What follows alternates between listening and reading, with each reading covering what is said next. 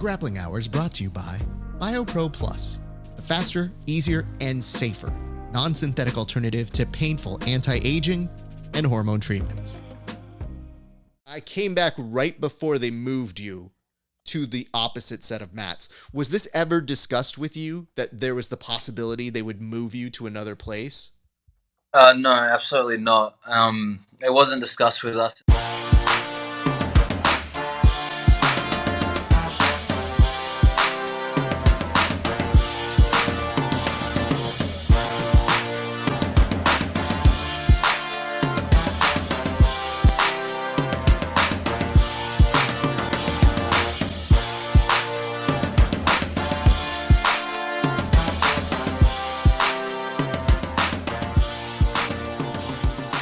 What is up, ladies and gents? It is your friendly neighborhood BJJ podcaster, Raph Esparza, coming to you with another great episode of the Grappling Hour.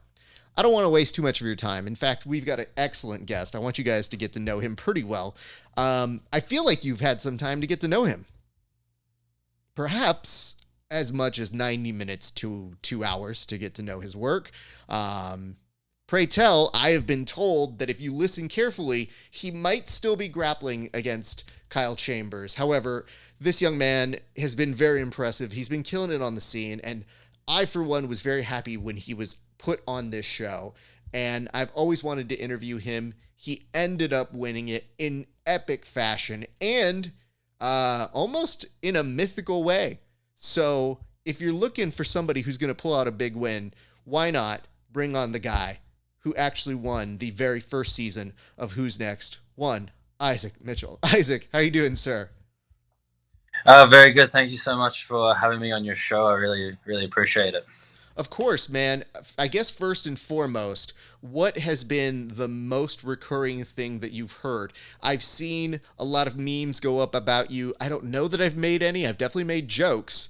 But what has been one of the most epic responses in terms of your very, very long match that you recently had, sir? I guess apart from people falling asleep, it's the whole the interviews that me and Carl had to do post the 2.5 hour long match. Got a bit of feedback, so I guess people have been asking me to put out an anti-Jiu-Jitsu instructional and make some merch on that. But yeah, it's all in good fun. Yeah, so that's the part that caught me, and I think if you've been rolling for 2 hours, I don't know that you have your perfect words about you. I know even when I roll for a little bit, sometimes I say things, it may not come out right, but there was an emphasis on anti-jiu-jitsu. And what was your initial reaction when you heard anti-jiu-jitsu in relation to what you do? Yeah, I don't know. I thought definitely the way that Kyle used the term anti-jiu-jitsu was different than how people perceived it.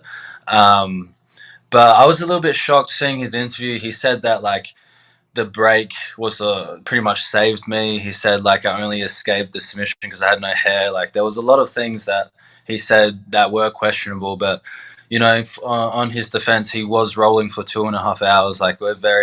I know I had a big migraine going into that interview. We were very dehydrated as well. So, sometimes after a fight, you don't know what you're saying. You're just speaking. Yeah, that was the thing that I was kind of going through when I saw the statement come out, is I said, Kyle's a pretty chilled guy, and I don't know many people who have issues with him, but I do know that there was a weirdness to the way it was being brought up, in the sense that I kind of could tell that it was a weird phraseology. But to be fair, sometimes you lose track, and I'm sure that some of the video that they caught of him where he was literally just kind of doing what I do. And honestly, I got to be honest completely here, full disclosure. I am the exact definition of anti-jiu-jitsu, so I'm not one to talk here, but I definitely looked at that and I said, those are pretty funny clips. So the person that put together that very funny reel, I thought, as long as everybody's in good taste here. But nobody was trying to put this as another match. Nobody's angling for a rematch here, are they? No, I don't think so. There was a few people that were asking for a combat jiu-jitsu rematch. Just with strikes involved, it'd be a bit different. But I like Kyle. I think Kyle's a good dude as well. But he definitely was upset that he lost and lost a lot of lost the championship in the end and lost all like the prize money as well.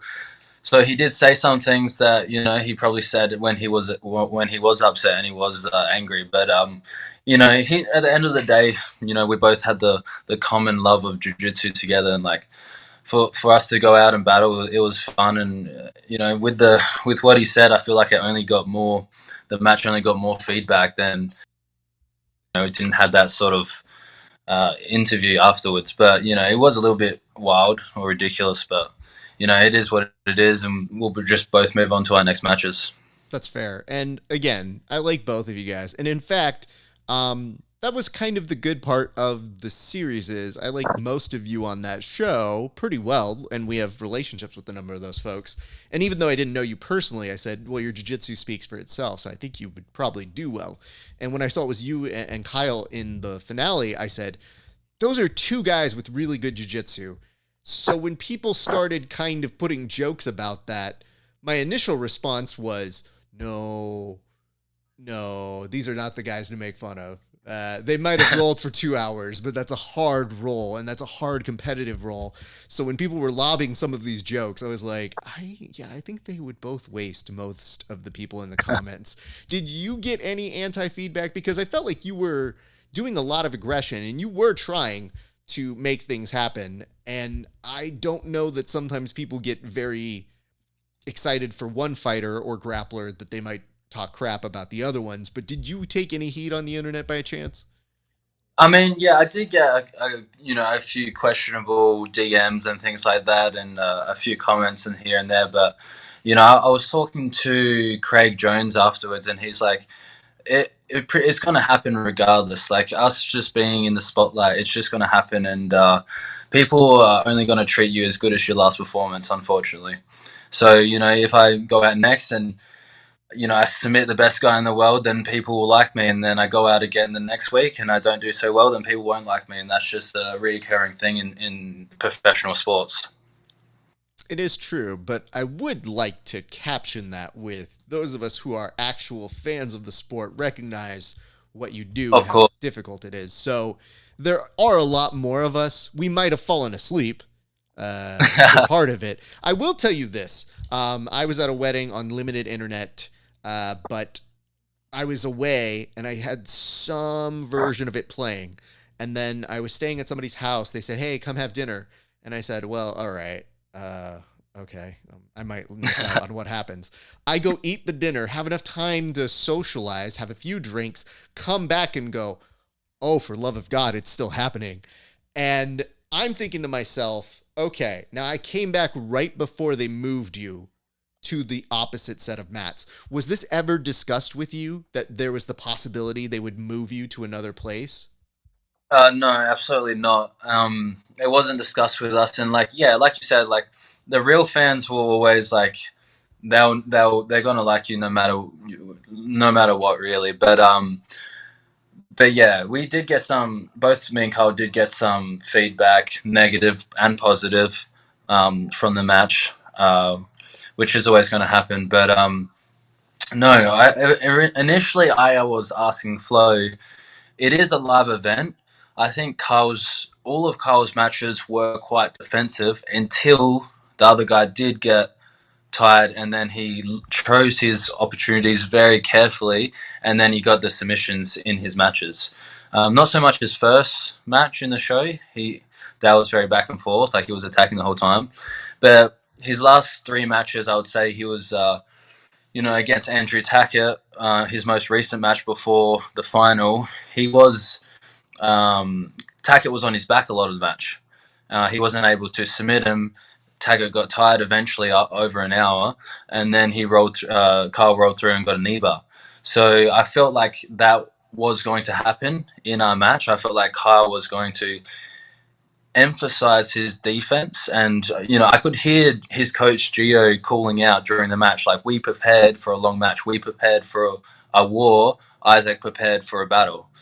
So I think it was their intention to drag it out. I was obviously in Australia. I just did ADCC trials. Then I was basically there for a month trying to organize a visa. While I was doing that, I was trying to make some money doing seminars here and there. So I didn't really have good preparation, and I was coming in from a long flight from Australia, landed next day competing, so I was jet lagged. And maybe Carl thought it only helps his game plan to drag it out a little bit longer, uh, and then I'm going to get tired, and then he would find his opportunities, which he did get a few good opportunities to submit me, but fortunately I was able to escape his attacks and then continue on, eventually win the match. I'll be honest with you. I knew that could be a possibility. And you being one of the people who watched those very long matches, and I don't know how you guys did it. I started thinking, I'm a production guy. So when I look at stuff like that, I think about the cast and crew and everybody who's there. And I think the funniest thing to me was seeing the amount of snacks Craig Jones was having. That's how I could tell how long the matches were before they had a timeline. But I do think that played a role for you to be able to witness that and to have a firsthand account where you think, oh, maybe he is trying to exhaust me out. But I knew that it could be long in the sense that you're savvy. Like, you train with really, really high caliber people as well, so that you would have a comprehension of, oh, hey, he might get this spot or he might be there. And it proved to be true because your instincts were very good when he was countering a lot of the stuff. And even when he was initiating, like that triangle escape, all of that sort of stuff, it was the stuff of what you hope a championship match will be. But the fact that they didn't tell you was what was concerning to, I think, all of us, because all of us in our head said, yeah, it's not wrong that the main event does want to go on, but if you guys weren't told about that, then it must have come as a shock. So how did they break that news to you? How did they come up to you and say, oh, hey, tap, tap, save, everybody freeze, and we're going to take a breaksies? It's like, so how did that come up to you, and who came up to you for that? So yeah, they paused the match, and I was confused to why they paused the match. And then the referee was saying back mats. We're going to the back mats, and I had no idea what that meant. I literally asked him like 10 times, like, what do you mean? What do you mean back mats? And he literally meant we're going to go to the warm up mats and we're going to finish it there, so Gordon and Pedro can have their fight and finish that.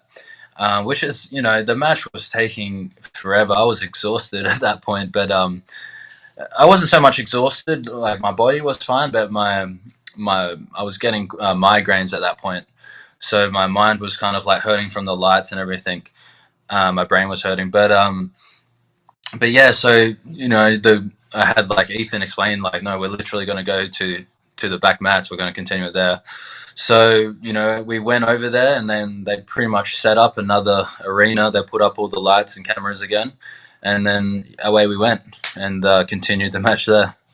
Were you told later, or did you discover this as it was going on, that we weren't seeing your match? Uh, no, I'm not sure, to be honest. Like, I figured, like, if Gordon was competing, they're gonna have Gordon's match playing. But I knew they were filming it, so I just assumed that they would later put that up for everyone to watch. And then when I rewatched Gordon's match a few times, they were bringing up me and Carl's match and put up a little screen in the middle of that.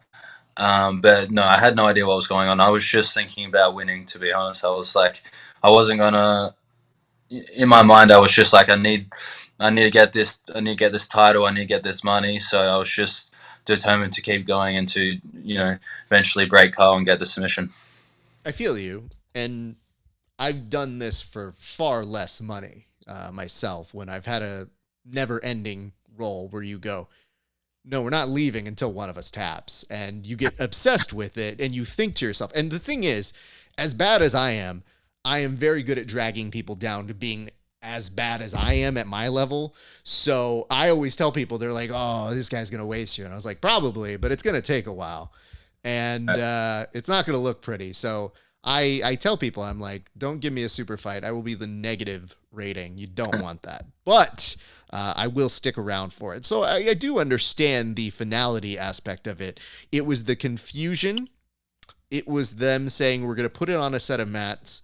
And then it was the decision not to even have a picture-in-picture, because that to me was where I started to get confused as to what was going on. I didn't know the match had ended by the time Gordon and Pedro had kind of had their finality too. So then explain to me, like, how were you able to get the finish? Because if you weren't able to get it all the way through, what changed? What gave you that opening or that opportunity that maybe you didn't get? Yeah, so the match reset on the new mats, and as soon as we slapped hands, I pretty much passed his guard, mounted him again, and took his back. And then he was doing the same defense. He was very strong with keeping his hands in that sort of position near his neck, so it was very hard to get my strangle working. So I think Kyle trained a lot of back escapes. I think he trained a lot on being defensive in that position. And I definitely wasn't training too much submission grappling just before that match. So that going into combination, I wasn't able to get the finish on the back. So I realized if I went on top and started using my body weight and making him hold me up, or going to mounted positions, kind of making him uncomfortable of my positioning on top, then he would eventually open up a little bit. So after that realization, I was kind of like trying to work out exactly how I was going to submit him the whole time. Throughout the match, I didn't really feel threatened from Kyle attacking me too much. He had his moments, but the duration of the match, I didn't really feel threatened that he was going to submit me. And any submissions that he threw at me, I was pretty confident I would be able to counter and escape. So when I started getting on top, I started mounting him, and I was staying in a mounted position, trying to smother him and things like this. And eventually he went to bridge and roll to, force that turnover. And as he did that, he extended his arm, and I was able to get a belly down juji, or belly down armbar. And I got to say, that was a very pleasing submission to get. I was very happy that the match was over at that point. He tapped, and I was like, I don't usually scream after any of my matches. I'm pretty reserved after winning, like, world championships, things like that. I'm just don't really scream and shout and stuff like that. But I was like, fuck yes. Like, I was just super happy that I won. I was like super stoked. So I was like, that took way too long. I can go home. I can like sleep, get to bed. I'll be very. Do you wish that you could recover faster from workouts or training? Do you wish you had the same energy, power, stamina, and drive that you used to? Every year after puberty, your growth hormone decreases, sometimes by as much as 50%. And, spoiler, it doesn't come back. It doesn't matter how in shape you are or how good your diet is. Just like death, taxes, and sequels to The Fast and the Furious, they're gonna happen, whether you like it or not. But Raph, how does this affect me, a young jiu-jitsu practitioner who believes he will never get old?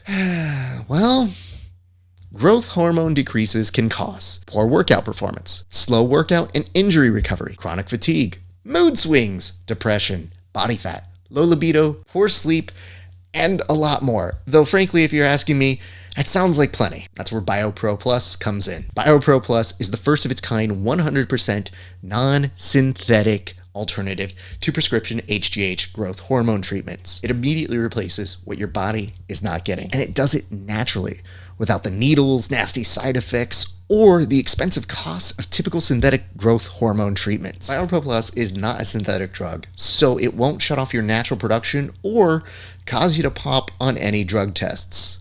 Wink, ADCC competitors. Since 2009, Biopro Plus was only available through doctors, but not anymore. Now you can get Biopro Plus shipped directly to you. No doctor visits, no blood work, no pharmacy. If you're serious about your training, and I hope that you are, go to Bioprotein Tech and use the promo code GRAPPLINGHOUR for We're giving them $30 off to our idiots?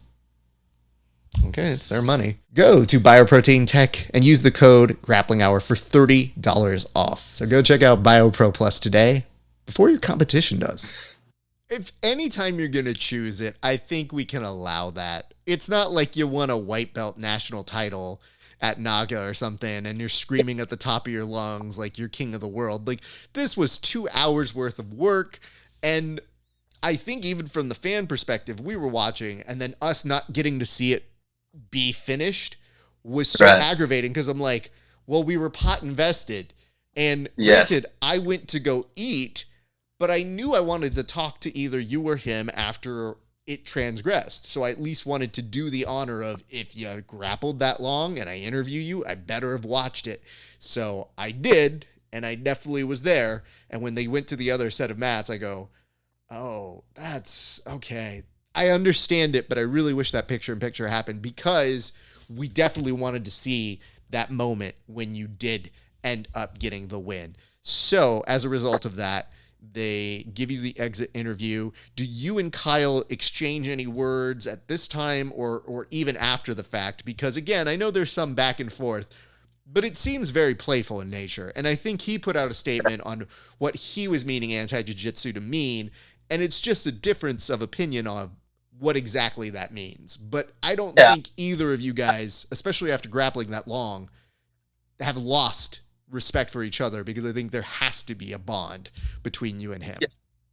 I agree. I like Kyle. I'm friends with Kyle. I haven't after the match. I pretty much said to him like, I was pretty much said, dude, you're fucking tough. Like way tougher than I expected. Very tough guy to submit.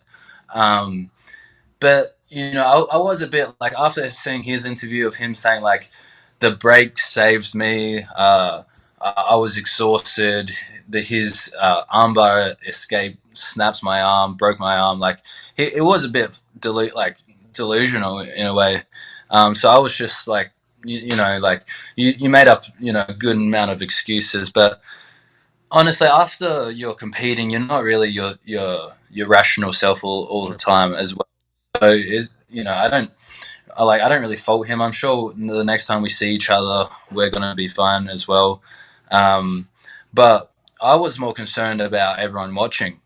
More so, like I felt bad for the people watching. The crowd at the Who's Number One was very good. Like they were doing like chants, and they were getting like they were like someone came up to me yesterday and said they were very feeling like the whole vibe was very electrifying, and like everyone there was getting around it. But everyone at home, you can imagine. I had friends and family come to watch the fight, and then it's 2.5 hours later, the fight's still going. So I was kind of telling Kyle during the match, I'm like, "Come on, man, there's people watching. Open up." I was saying in his ear, I was like, "Let's go, let's go, let's go, let's do something, let's move, like let's fucking put some action out there, let's fucking like work because people are watching us. Like people pay to be here, people pay to watch us. I feel like it's our responsibility as professional athletes to be exciting, to not be that boring fighter. Because I know we've seen examples of two people just do nothing, maybe just collar tie each other for the duration of 15 minutes and then never be invited back to a live event like that because people don't want to pay to watch boring jiu-jitsu, unfortunately. I feel that, and I appreciate that. And I think that's also what I could see. And again, I like, again, both of you a lot. It was just, I noticed at a certain point when you felt like you weren't getting a reaction, comedically, all I could think of was suggestions for you. Like, I wanted to tell you, did you try being like, oh, hey, someone called for you on the phone? Like, like certain things that would have taken him off his game. It's like, oh, what's that over there? I just thought at a certain point, you almost, and I couldn't do this for certain, but it almost was like you knocked on his shoulder and you're like, hello, it's me, like kind of a thing. So I could tell there was a Not lot that of, quick. what's that? I'm not that quick-witted. Well, if you're around Craig, someone needs to be. So I know that you're a quiet quick wit is the difference. Not a buffoonish quick wit like Craig is. But I want to say this. So I watched the whole series and we did some live tweets about it. And I definitely appreciated the exposure it gave you. Do you have things that stood out to you about that experience and that you enjoyed? Because for the grapplers, it did seem like there was a lot more good than bad that came out of it. Yeah, for sure. I think at the end of the day, I've had most of my jiu-jitsu career in Australia where we don't really have a high level of competition and we don't have exposure to big events. So just being there, like on the stage in front of the crowd with the lights on, is a good experience to be grappling. And for that long, it really adds like that mat time to my competition career. So I think in that sense, it gave me a lot of confidence just to be out there on the mats, competing, like just training how I train, just like in the gym. Sorry, competing how I train, just like in the gym. So in that sense, it was very good. Like I didn't mind having that long match, and plus I got to demonstrate some of the back takes I've recently just done an instructional for. So I guess when I'm looking at the match, I see the silver lining is that it did create some exposure. People were talking about the long match. You know, it's quite one of the more longer matches on a live event like that. So in a sense, it did get more eyes to who I am. Like I'm coming up now, so not a lot of people know about me. Especially like I said, coming from Australia, I didn't get to compete against some of the guys that grew up here and they're already competing against each other from blue belt, purple belt, and onwards. So I guess in a lot of ways it was good. And at the end of the day, like I still really like Carl. I think he's a great dude. So there's no bad blood between us at all. I wouldn't think so. And I would ask, is there a particular moment that stood out to you during the taping of it that maybe wasn't even competitive? Because you had some good matches. And again, as somebody who's watched a lot of what you've done, I thought it was the perfect vehicle to kind of sneak in your jiu-jitsu because I know you being around the guys you are, the type of personality you have to coexist well with them. And I think that you do. But I knew that, yeah, okay, we'll get lulled in by a very chill and relaxed personality that doesn't take itself too seriously, mixed in with, oh shit, yeah, he's got really good jiu-jitsu. I thought those two things worked well in your favor. But I didn't know if there was something that you had happen during the taping that you said, oh, that's one of my favorite moments. So during the filming of the whole Who's Next series, I think the whole thing was just very exciting and new, and like we kind of just rocked up and we didn't even know it was going to be a no time limit tournament. We rocked up on the first day. There was quite a lot of us, and they basically said if you win this match, you move into the fighter's house for 2 weeks, where you'll get the chance to ultimately win the prize money and the contract and everything else. If you lose this first match, then you go straight home, and it's going to be a no time limit match that's happening tomorrow. So when we found that out, everyone was nervous. Like it was something different. Like I've never seen competitors as nervous to just get dropped on them. The fact that they're having a no time limit match tomorrow against someone they do not know, and plus there was like Big Dan there. There was other big guys there. So there was smaller guys, bigger guys. There was all sorts of different grapplers there. So it was quite a unique experience overall. But yeah, nothing too much that stood out. I guess there were, lots of different types of personalities, but I think every single person that won their first match and did the series of the show had, the experience of a lifetime. Understood. I would like to ask this. So, $25,000, that's pretty good, but especially for a new resident of the United States. Congratulations. Super happy you're going to be here now. You're going to be joining us. I know that was an arduous process. What are you doing with that 25,000 and what exactly are you most excited about being an American about? I mean, so with the money, basically got my own apartment here in Austin, Texas. I was kind of couch surfing on Nicky Ryan's couch for the longest time. I flew into Puerto Rico to train with John Danaher and the DDS when I first arrived. I was there for, I think a few weeks, and then boom, they split up. A few of the guys going this way, a few of the guys going that way. We all end up in Austin, Texas, and now we're here. I'm kind of just trying to make it by, trying to compete, earn enough money just to, do what you need to do. So I was training for the ADCC trials. Like ADCC for me is my ultimate dream. When I was first coming into jiu-jitsu, I watched Craig Jones submit Leandro Lowe, and because he's from the same hometown as me in Australia, he's from Adelaide as well. I was like, whoa, that's fucking crazy. That blew my mind. I was like, oh, I wanted to do ADCC as well. So, kind of just been, following his footsteps and trying to moved to America ever since, just to be around the competition circuit, to be around the best athletes. It's the same in Brazil. A lot of the best Brazilians, they come to America to then compete, earn money, do everything they need to do. So, it's the same for us. If you're in Australia, it's very difficult to train with guys at that caliber of elite level.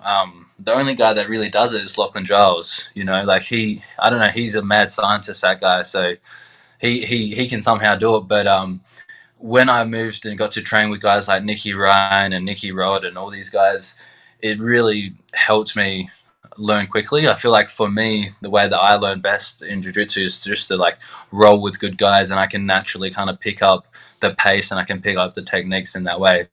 So moving to America was what I needed to do, and I applied for an athlete visa. It eventually got approved. That was a bit of a rat race itself, but it happened in the end, and now I'm here in Austin and just trying to get matches and preparing for ADCC, which is in 8 weeks. What would a win at ADCC mean to you? Oh man, I would probably at that point I would probably say goodbye to jiu-jitsu. I'd buy a van in Australia and I would just be surfing every day from that point on. No, not really. I would just try to keep winning it after that, but I've been thinking about that every day since I started jiu-jitsu. Well, there's a lot going in your favor, man, and I'm very happy for you. We do need to kind of run a little bit close on the end of this because you're short on time, but I would like to maybe pitch this. And stay with me here. Think about this. I know there's not hostility. I know there's just some fun back and forth between you and Kyle Chambers. But has anybody pitched you guys being the next coaches for Who's Next? And then that's interesting. Perhaps, see, this is why I'm a producer. You're welcome, FloGrappling. Once again, you may steal one of my ideas. It's fine.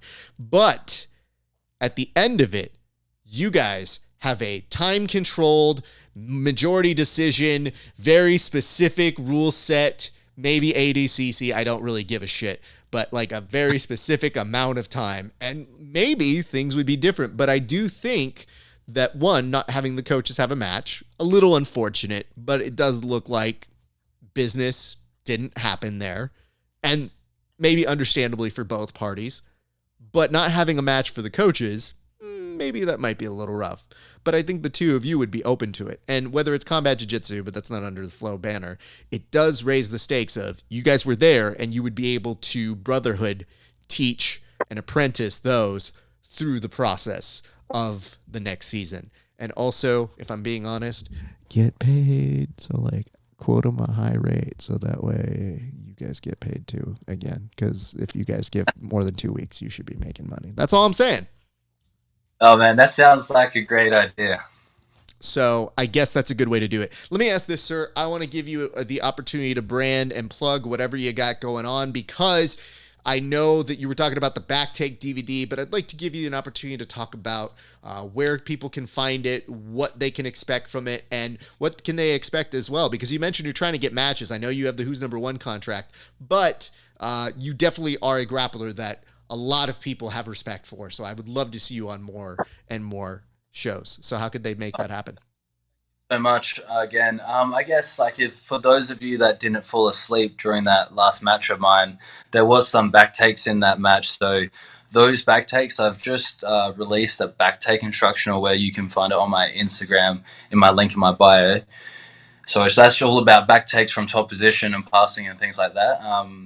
And yeah, apart from that, for matches, a lot of people were recommending matches with like Mika, Dante, Ty, these sorts of guys that are already right at the top in my weight division. I think we saw Dante versus Mika, that match happen, and a lot of people reckon I have a similar style to Dante's. So I guess Mika is a match that I really want. He's got, he's amazing grappler, amazing jiu-jitsu. He seems like a nice guy as well, but I think just stylistically, it would be a great match for me. And those of you near any kind of surfing area, 2-for-1 this man. Come on. Get him out there. He clearly wants to go surf. It's the easiest way to hijack this man closer to you. So if you got a surfboard and an area full of water, I'm just saying it's an easy sell for this man if I'm just calculating on how I would do business. It's rough here in the middle of Texas here. You definitely picked a place that is not near the most amount of water, but that's what we here in Los Angeles and the other coasts are all about. Izaak, I want to say this before we get you on out of here. We're going to have to do this again at some point to get into your origin story, but what I really wanted to do is I was watching the series. I have great respect for all of you guys, especially doing those no time limit matches. I know how hard they are, but I do want to make sure that we were able to kind of put a bookend on that chapter and catalog it so that way we can always revisit it, because I know that people are going to make jokes that it's hard, 2 hours. Oh no, are we going to roll? I don't have 2 hours, Izaak. Oh, like you're going to get that for a while. But what I think the testament of it is your endurance, your skill, your ability to resolve, because if they were counting on breaking you, it didn't happen. And I think that's commendable, as well as your natural talent. And a lot of us know that. So big congratulations to you, sir. And hopefully if things go well, we get to do another one of these for a win, if not ADCC, sometime very near in the future, sir. Well, thank you so much, brother. It was great to be on your show. And I guess being around Craig Jones, you become pretty resilient. So That's true. Well, let me go ahead and close this off air, and I'll say bye to you off air, sir. all right, thank you so much. I appreciate it.